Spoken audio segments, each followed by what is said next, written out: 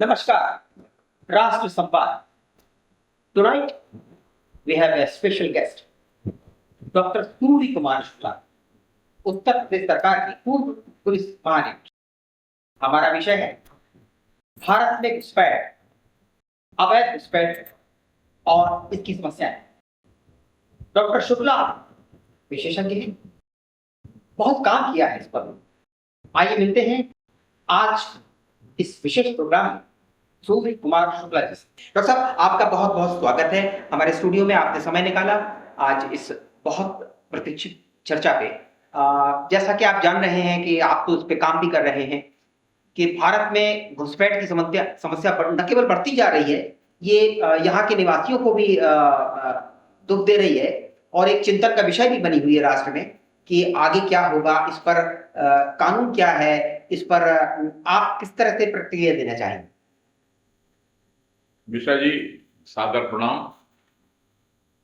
जो समस्या आप लेकर आज चर्चा के लिए बैठे हैं, ये समस्या शुरू में नहीं जान पड़ती है किसी देश में, लेकिन बाद में ये समस्या इतना गंभीर रूप ले लेती है, पूरे देश की डेमोग्राफी, पूरे देश की जनसंख्या का जो आकार है, स्वरूप है, वो बदल जाता है और तब ये इतना बड़ी समस्या बन जाती, फिर उसका कोई हल नहीं निकल पाता। खाली दो उदाहरण दूंगा। सोचिए कि वो इंग्लैंड, जिसको यूनाइटेड किंगडम कहते हैं, जिसने दुनिया के तमाम देशों पर राज किया था और धीरे धीरे उदारतावश उसने कह दिया कि चाहे जो कोई आवे हमारे यहां बस जाए, और आज ये आलम है कि भारी प्रदर्शन लेकर के, दबाव बना करके मांग हो रही है कि इंग्लैंड को इस्लामिक राज्य घोषित कर दिया जाए। वो अंग्रेज जिन्होंने बहुत से दुनिया के 2/3 हिस्से में राज किया, आज उनके यहां दबाव बना करके चुनाव हुआ तो मेयर, एक इस्लाम धर्म का व्यक्ति मेयर बन गया है, दोबारा से बन गया है। इतनी आबादी बढ़ गई है इस्लाम के मानने वालों की, और अब वो कह रहे हैं कि इस्लाम को राज्य धर्म इंग्लैंड में घोषित किया जाए, और कुछ कर नहीं पा रहे क्योंकि जनसंख्या बहुत बढ़ गई है इस्लाम के मानने वालों। और दूसरा उदाहरण अमेरिका का देखिए कि जब ज्यादा गंभीर हुई कि रोजगार मिलने का संकट हो गया, संसाधनों का संकट हो गया, तो ट्रंप का पहला कदम था जब राष्ट्रपति बने, डोनाल्ड ट्रंप अमेरिका में, कि सारे विदेशियों को पकड़ पकड़ करके जहाजों में बैठा के हथकड़ी बेड़ी लगा के उन देशों में भेजना शुरू कर दिया। सोचिए, प्रायोरिटी नंबर 1 बनाया उन्होंने। क्यों? समस्या गंभीर हो गई। ये ऐसी प्रक्रिया है कि शुरू में जान नहीं पड़ती।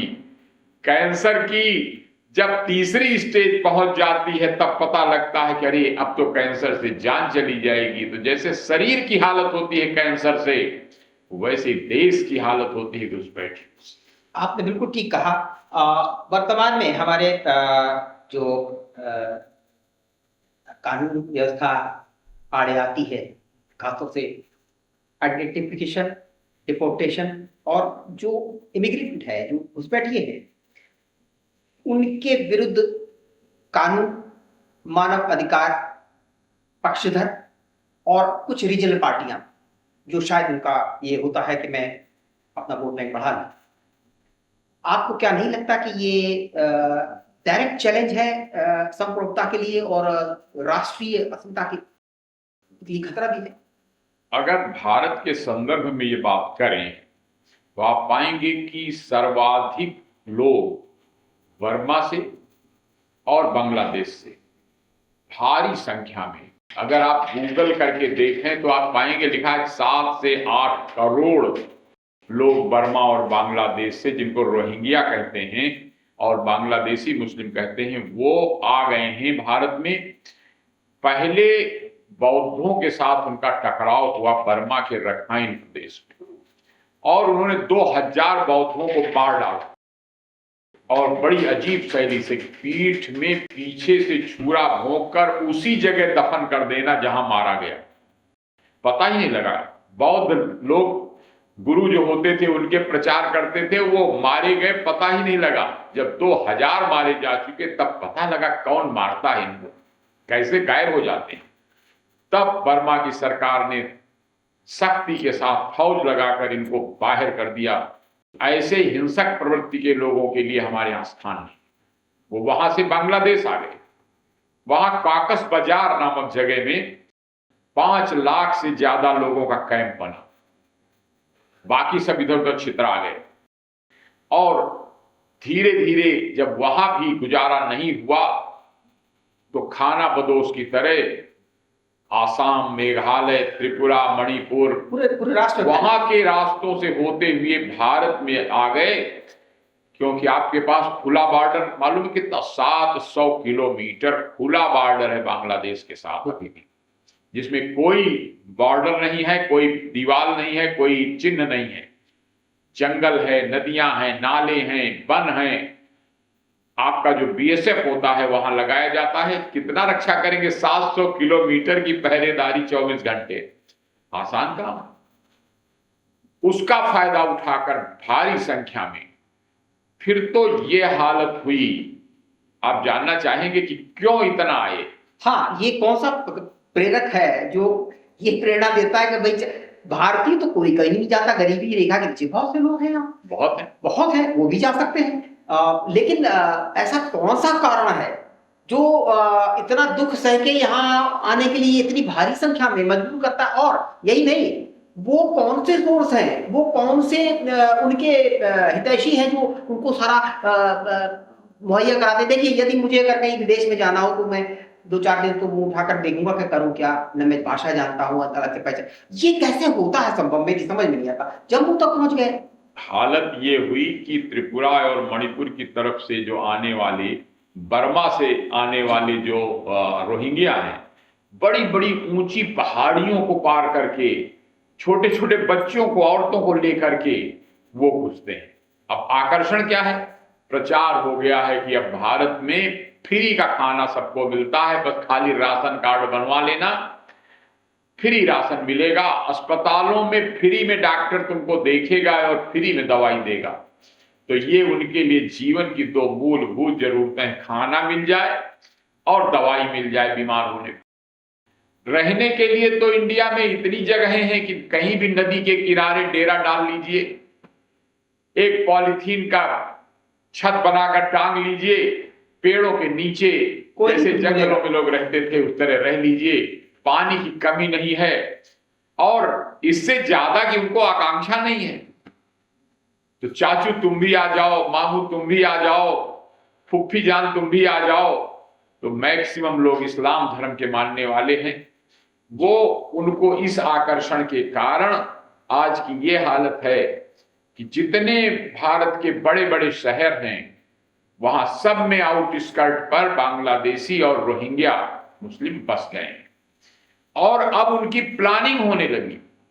जामा मस्जिद दिल्ली से उनकी प्लानिंग हो गई कि कहां बसाया जाए, किस प्रदेश में कहां बसाया जाए।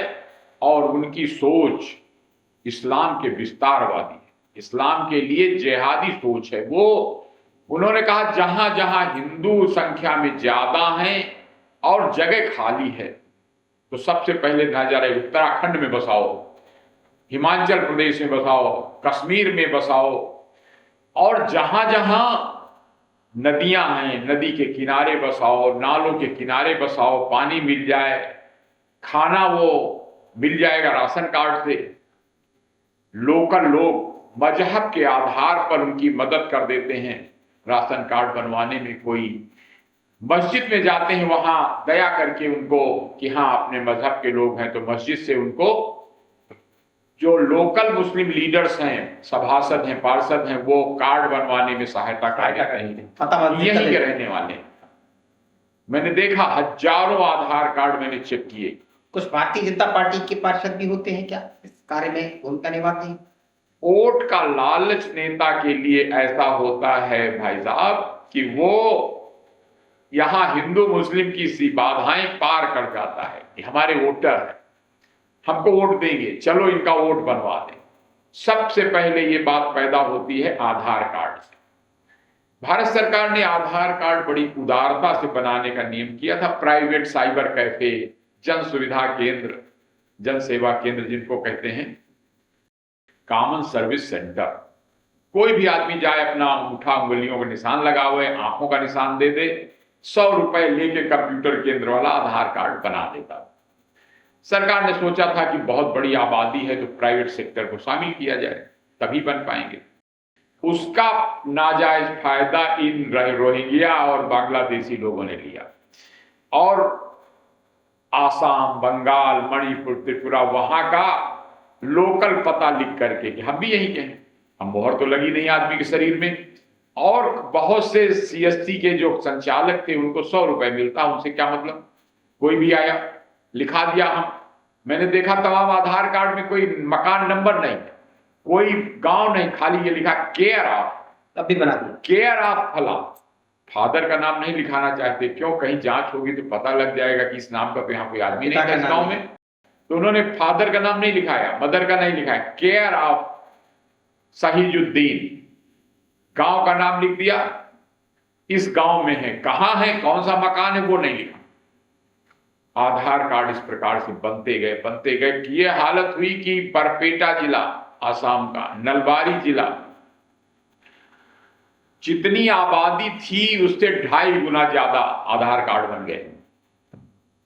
बंगाल, पश्चिम बंगाल में फरक्का, मेदिनीपुर, मालदा, लोकल पॉपुलेशन ज्यादा आधार, जितनी लोकल पॉपुलेशन थी उससे 2 गुना 3 गुना ज्यादा आधार कार्ड बन गए। और उनको लेकर वो जानते थे, वहां आसाम में तो इतनी ज्यादा संख्या आई कि वहां पब्लिक ने आंदोलन कर दिया और उसके कारण वहां की सरकार बदल गई। आसाम गण संग्राम परिषद, आसाम स्टूडेंट यूनियन, उल्फा, ये सब विरोध में खड़े हो गए कि हमारी संस्कृति को खा जाएंगे ये लोग जो बांग्लादेश से और बर्मा से आए हैं। वहां एक समस्या और थी, मैं थोड़ा सा बीच में रुकूंगा, वो ये थी कि जब मैं मेरी पोस्टिंग थी आसाम में, तो एक बहुत बड़ी समस्या ये थी कि ये बांग्लादेशी लोकल जो एम्प्लॉयमेंट था उसे खत्म कर रहे थे। वो मिस्त्री मजदूर जो असमी था उसके तुलना में इनकी आधे रेट थे, तो लोकल लोग इन्हें ही प्रेफर करते थे।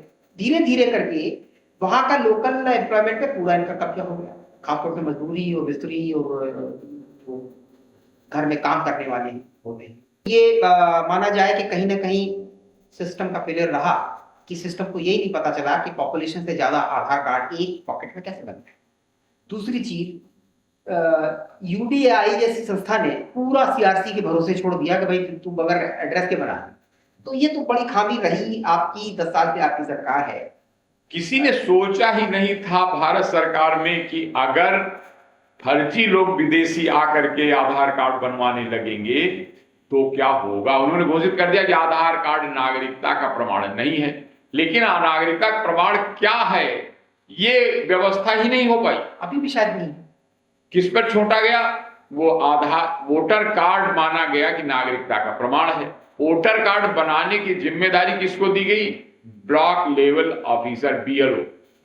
अब बीएलओ कौन बने, स्कूलों के अध्यापक, कार्यकर्ता, आंगनबाड़ी के कार्यकर्ता और लोकल जो सबसे चतुर्थ श्रेणी कर्मचारी, जो सबसे कम वेतन भोगी हैं और जिनको खुद न ज्यादा ज्ञान है न ज्यादा अनुभव है, थोड़े से वेतन पाते हैं। तो अगर उनको जो यहां आम भावना हुई, जो मैंने पता लगाया इंटेलिजेंस के तरीके से कि कैसे वोटर कार्ड बनने लगे, कि आधार कार्ड तो बना दिया जन सेवा केंद्रों ने और वोटर कार्ड के लिए बस 500 रुपए और एक सभासद की चिट्ठी, ग्राम प्रधान की चिट्ठी पर्याप्त हो गई और गांव गांव में 2 गुना वोटर कार्ड बनने लगे।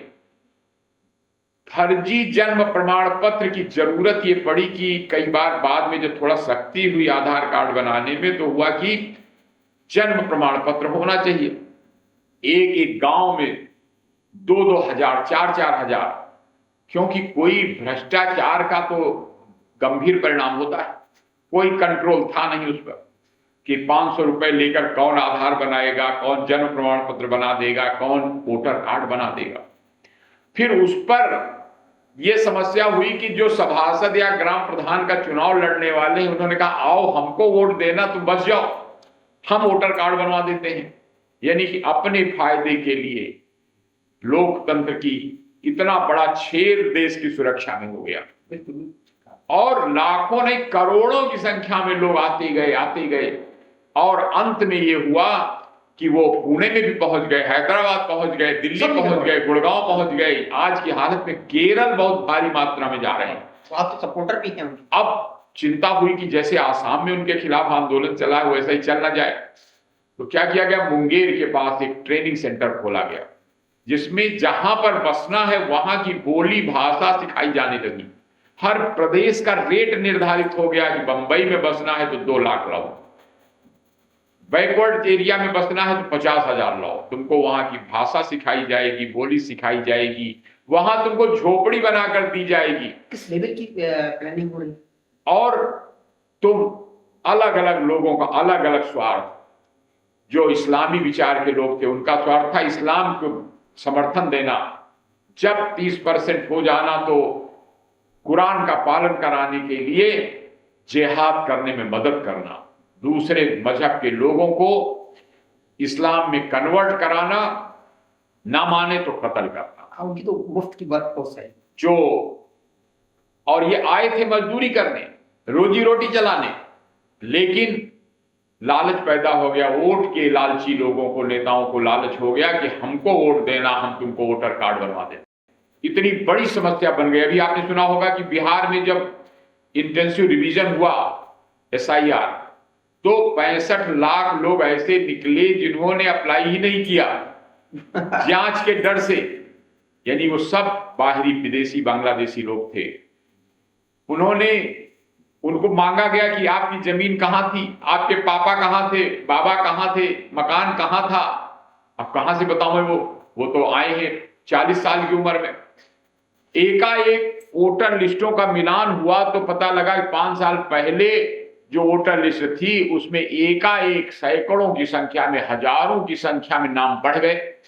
और बढ़ने वालों की उम्र 18 साल 20 साल नहीं है, 40 साल 45 साल 50 साल एकाएक प्रकट हो गए।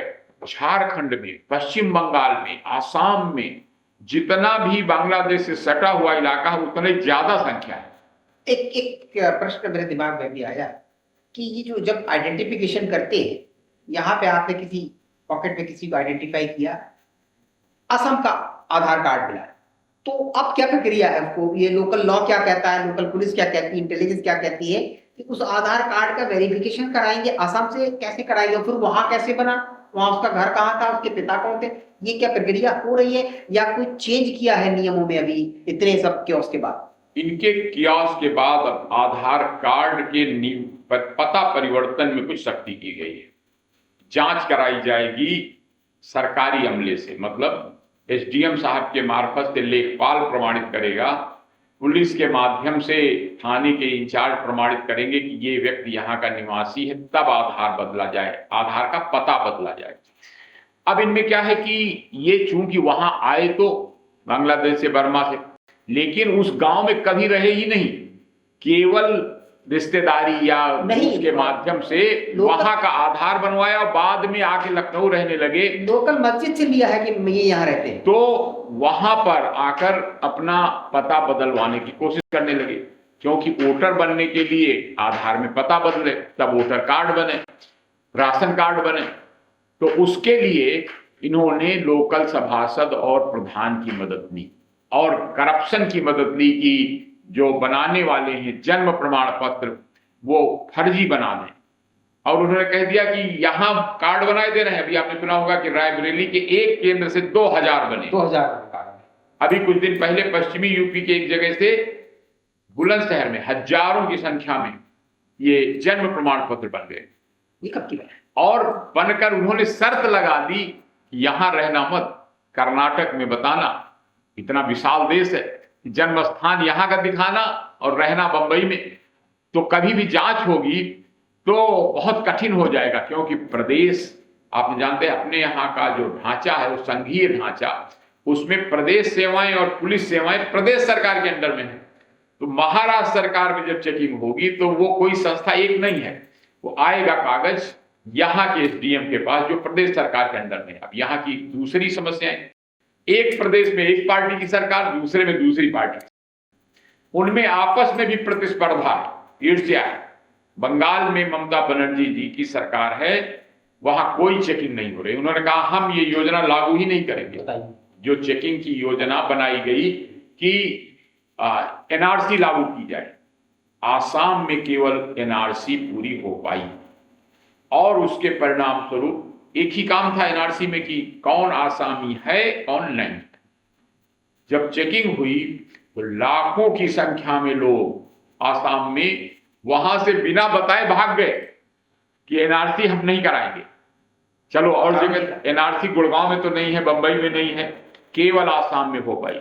ममता बनर्जी जी ने मना कर दिया, नहीं हमें कोई चेकिंग नहीं करानी। क्यों? उनको लगा कि ये घुसपैठी है, हमारे वोटर है। और इसके परिणाम स्वरूप ये हाल आज हुई कि 7-8 करोड़ लोग, आधा बांग्लादेश खाली हो गया। लोगों ने कहा कि अरे वो मजदूरी के रेट पंजाब में बहुत अच्छे हैं, बंबई में अच्छे हैं, चलो वहां बसेंगे। लेकिन खाली बसना होता तो तब भी चल जाता। उसके पीछे जिहादियों ने उनको पकड़ लिया कि हमारे जिहाद में समर्थन देना।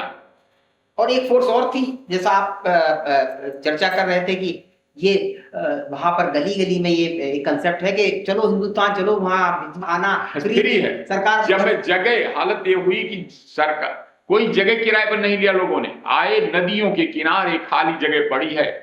बांग्लादेश में आबादी का प्रेशर बहुत है, आपके यहाँ बहुत सी नदियां हैं जिनके किनारे भी जगह खाली पड़ी है, वहीं अपना डेरा डाल लो, नदी के पानी में नहाओ और खाना राशन कार्ड से ले आओ फ्री, और उसके बाद वहीं मौजा ही मौजा। तो ऐसे देश में आने के लिए लाइन लग गई और 50-50 हजार रुपए दे करके लोगों के साथ एजेंट पैदा हो गए। एक दो नहीं, हजारों एजेंट पैदा हो गए जो लाने का धंधा करने लगे कि कैसे बांग्लादेश से ये बड़ा सिस्टमेटिक सीमा पार करा कर कैसे लाया जाए। एजेंसियां हैं जो वो काम करती हैं, एजेंसियां फॉर्मेट हैं और उनके एग्रीमेंट है। हर शहर में एक एक इंचार्ज बनने लगा। मैक्सिमम ये काम दिया गया इनको कि कूड़ा बीनने का काम करना। क्यों? उसमें किसी से बात करना की जरूरत नहीं है, अकेले जाओ, एक बोरा ले लो, एक तार ले लो और टहलो, और जो कूड़ा मिले लोग कहेंगे अच्छा कर रहे हैं, खुश हो जाएंगे कि हाँ कूड़ा बीन रहे हैं, और उसी बहाने सर्वे कर लो। 1% निकला जो दिन में सर्वे करता है कूड़ा बीनकर, और रात में ताला लगे हुए घरों को ताला तोड़ करके चोरी कर देना। वेस्ट बंगाल में जब इलेक्शन थे तो यहाँ कूड़ा वाले नगर निगम के सब गायब हो गए। हाँ, वो कूड़ा गाड़ी नहीं आ रही, पता चला वो तो चले गए वोट डालने। क्योंकि जब शुरू में वो आए थे तो उन्होंने वोटर वहां बन गए थे। अब उनको लगा जब तक यहाँ वोटर न बन जाए तब तक वहां का वोट न कैंसिल हो जाए, इसके लिए चुनाव में जाना जरूरी है। भागते हैं पूरी इंडिया से, आसाम बंगाल वहां वोट देने के लिए। पूरा प्रबंधन तो इन्होंने अभी छीन लिया है भारतीयों से, और इनका रेट 300 रुपए, 350 रुपए, यहाँ के लोग 500 रुपए लेते हैं। सारे कबाड़ी, आज की हालत है, सारे कबाड़ी जाके आसाम से इनको लाते हैं, बसाते हैं नदी किनारे नाले किनारे, और बसा के उनसे कूड़ा बिनवा के खरीदते हैं। एक नया धंधा पूरा डेवलप हो गया।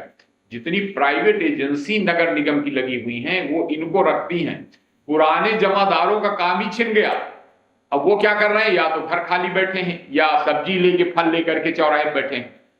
तो इस तरह का काम हो रहा है। आपकी सरकार क्या कर रही है इस समस्या से निपटने के लिए? क्या कुछ सरकार ने पहला काम किया कि 2025 में 10 अप्रैल को एक नया कानून बना दिया, इमिग्रेशन एंड फॉरेनर एक्ट। पुराने कानून को हटा दिया। इसको डिफाइन करेंगे थोड़ा? इसको ज्यादा कड़ा कानून बनाया कि 10 लाख का जुर्माना लगेगा जो कोई कबाड़ी इनको लाएगा वहां से जाकर के, 10 लाख का फाइन उस पर लगाया जाएगा। 5 साल की सजा मिलेगी उस घुसपैठियों को जो बिना वीसा पासपोर्ट के आया है, या वो एजेंसी जिसने इनको एम्प्लॉयमेंट दिया है, ऐसा भी कुछ? बिल्कुल, वो भी वही नगर निगम में तो अभी ये कॉन्टेक्चुअल सब काम कर रहे हैं क्योंकि उनके पास वैलिड आधार कार्ड है। हाँ, शुक्ला साहब, जैसा आप चर्चा कर रहे थे, मैं आपको माफ कीजिएगा रोक दूंगा बीच में, ये तो समझ में आ गया कि बड़ा वेल प्लान सुनियोजित है और ये आकस्मिक नहीं है, इसमें खूब समय लेके बहुत वेल प्लान, और ऐसा लगता है कि एजेंसियां या जो थिंक टैंक है वो सोता रहा और ये समस्या ने विकराल रूप ले लिया। तो अब समझ में आ रहा है कि इसका तो कानूनी नहीं है। जैसे आधार कार्ड नहीं प्रमाणित करता कि यह नागरिक, ना ही यूडीआई ये लेता है जिम्मेदारी कि हाँ नहीं, यूडीआई कहता है कि भाई जो हमारे पास एप्लीकेशन आएगी हमें तो बनाना पड़ेगा। वहां कोई नागरिकता से लिंक ही नहीं। और एक बार आधार कार्ड बनने के बाद सारी सुविधाएं मिली। तो इतने बड़े पैमाने पर जो आती हैं ये घुसपैठ, तो ये रहते कहाँ हैं?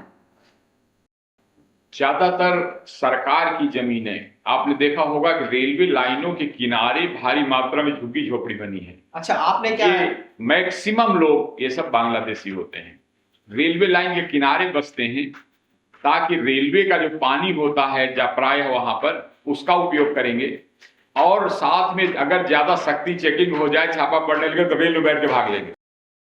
नंबर 2, नदी के किनारे खाली जमीनें, नाले के किनारे खाली जमीनें, वहां पर बसने पर सरकारी एलडीए की जमीन, विकास प्राधिकरण की जमीनें और नगर निगम की जमीनें, नजूल की जमीनें, ग्राम पंचायत की जमीनें, उसमें फ्री में रहना। तो ये वहां मशहूर हो गया है कि जमीन फ्री मिल जाएगी रहने के लिए, खाना फ्री मिल जाएगा, दवाई फ्री मिल जाएगी, अब कूड़ा बिन करके 200-400 रुपए तो आराम से आप कमा नहीं, सकते तो हैं। अगर आपने, प्रशासन ने अगर आइडेंटिफाई कर लिया कि ये लोकेशन में घुसपैठ ये है, तो वो हटा ही तो सकते हैं, वो कहीं और चले जाएंगे। बिल्कुल वही हो रहा है। कहा तो जा रहा है कि तुम वापस बांग्लादेश चले जाओ, वहां के आदमी हो, लेकिन वो ज्यादातर जहां ज्यादा पुलिस चेकिंग करने लगी तो वो इस शहर से उस शहर, इस मोहल्ले से उस मोहल्ले, उसी शहर में, क्योंकि अभी तक इसका कोई अलग से विभाग नहीं बना हुआ है जो पूरी जिम्मेदारी ले। पुलिस के पास और दसियों काम है, चोरी, डकैती, लूट, शांति व्यवस्था, बहुत से काम है।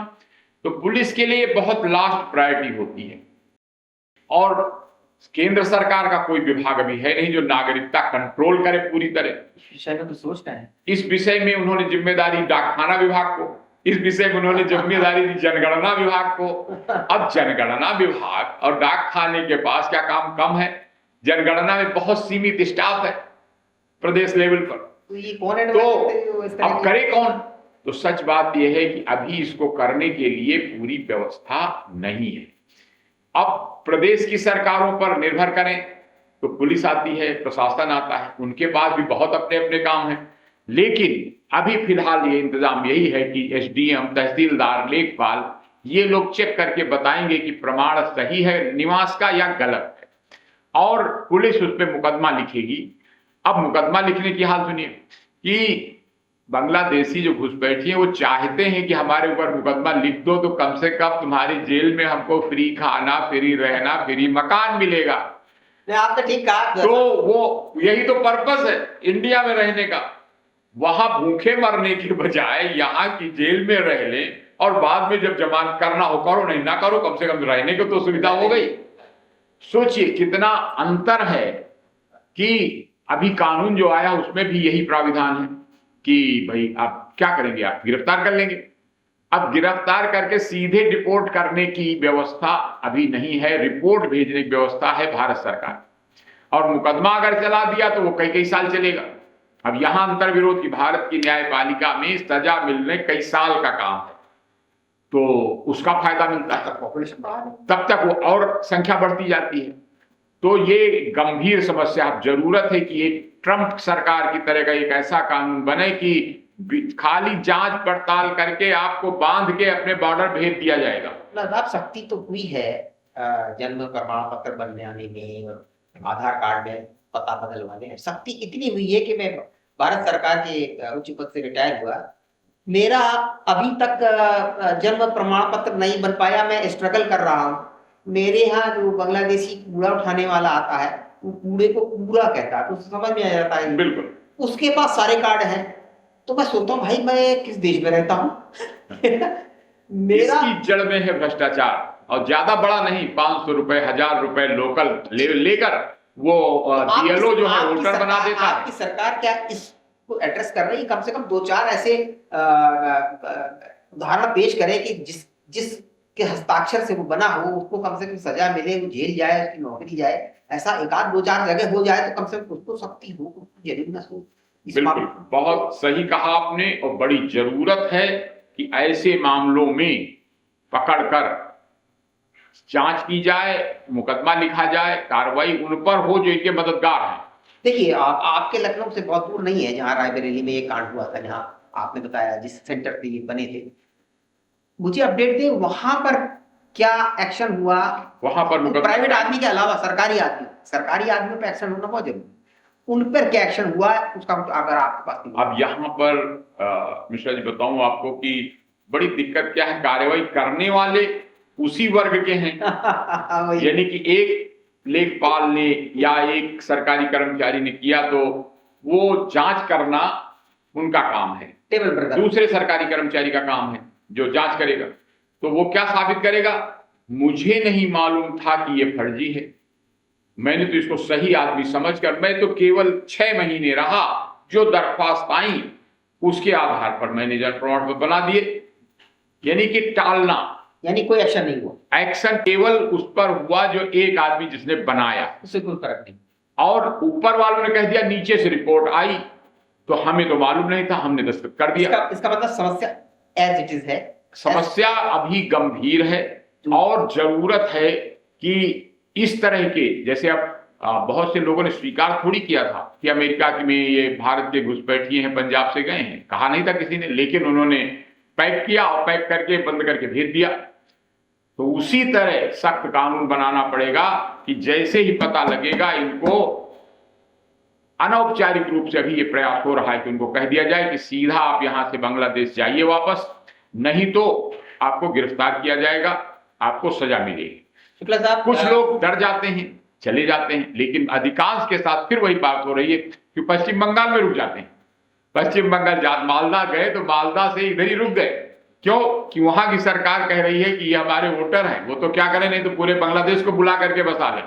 आज की डेट में यह हालत है कि कलकत्ता के बीच शहर में जो साल्ट लेक इलाका होता था, हजारों की संख्या में झोपड़ियां बांग्लादेश और उन्हें कोई बनी हुई, हटा नहीं सकता, और उन्हें कोई हटा, जो बढ़िया सुंदर पार्क और अच्छा खुला इलाका था उनका। आपके सरकारी आंकड़ों के हिसाब से लगभग कितने संख्या में कितने होंगे घुसपैठिए? बताया तो मैंने कि कई सर्वे प्राइवेट तौर पर हुए हैं, 7 करोड़ के आसपास, 7-8 करोड़ लोग हो गए हैं जो आपके पास भी कार्य कर रहे हैं आप इस क्षेत्र में। प्रदेश में कितने होंगे?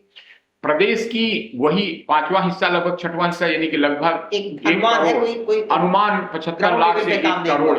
अभी ये चूंकि वो अपने को छिपा कर रखते हैं, यहां तक मैंने जितने स्थान देखे तो बीच में कोई दीवार रखते हैं जहां बसते हैं। जैसे यहाँ लखनऊ शहर में सहारा हॉस्पिटल के पीछे भारी संख्या में है, लेकिन आगे से नहीं दिखाई पड़ेंगे कोई, पीछे कोई दीवार है हॉस्पिटल की बड़ी ऊंची, उसके पीछे लाइन से रेलवे लाइन के किनारे किनारे 10,000 लोग रह रहे हैं अभी भी। और हर एक दावा करता है देखिए हम तो आसाम के हैं, और जब कहा जाता है एनआरसी दिखाओ, हम लोगों ने तरीका निकाला है कि अगर आसाम के हो तो एनआरसी दिखाओ, तो अब एनआरसी उनके पास नहीं होती, तो जितने एनआरसी नहीं होते तुरंत भाग जाते हैं और दूसरे दिन मिलते नहीं, पहले कहेंगे कि हम आसाम में हमारी रखी है, वहां से मंगा के कल दिखाएंगे, उसके बाद वो गायब हो जाते हैं। और दूसरे शहर, दूसरे कस्बे जहां पुलिस को भी इतना बारीकियां नहीं मालूम बहुत सी कि इनसे एनआरसी मांगी जानी चाहिए, एनआरसी की जानकारी ही डिटेल नहीं है बहुत लोगों को, क्योंकि बताया मैंने कि उनकी प्राथमिकताएं बहुत अलग हैं। इसके लिए जरूरत है कि कुछ अलग से डेडिकेटेड लोग इस काम के लिए लगाए जाएं, जो इनको ढूंढकर तलाश करके इनको सीधा बिस्तर बंद करा करके वापस भेजने का काम करें। तो कम से कम प्रदेश स्तर पर आप जैसे विचार इस पर काम कर रहे हैं, बहुत बड़ी बात है। शुक्ला साहब, आज का ये जो हमारा संवाद है, हमें आज इजाजत नहीं दे रहा आपकी बात करने की, हम इसको अगले एपिसोड में भी अगले दिन के लिए कुछ बहुत और ही इसी संबंध में महत्वपूर्ण मुद्दे और आपका कोई विशेष अनुभव, इस पर चर्चा करेंगे। आज का प्रोग्राम हम यही समाप्त करते हैं। आपको यदि इस प्रोग्राम से संबंधित कोई जानकारी, कोई सूचना चाहिए तो नीचे लिखे ईमेल में हमें ईमेल कर सकते हैं। इंतजार कीजिए हमारी इस चर्चा के अगले एपिसोड के लिए। नमस्कार। शुक्ला साहब, बहुत बहुत धन्यवाद।